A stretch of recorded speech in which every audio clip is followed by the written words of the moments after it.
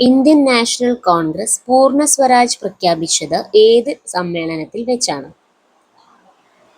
ലാഹോർ സമ്മേളനം. തിരുവിതാംകൂർ ഭരണാധികാരിയായ മാർത്താണ്ഡവർമ്മ കർഷകരായ സൈനികർക്ക് അവരുടെ സേവന കാലഘട്ടത്തിൽ നൽകിയിരുന്ന നികുതി ഇളവ് ഏതു പേരിലാണ് അറിയപ്പെട്ടത്? ഇറയിളി.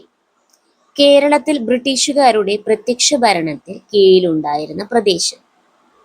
മലബാർ.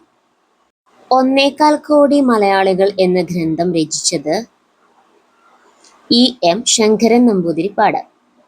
ശുദ്ധി പ്രസ്ഥാനം ഏത് പരിഷ്കരണ പ്രസ്ഥാനവുമായി ബന്ധപ്പെട്ടതാണ്?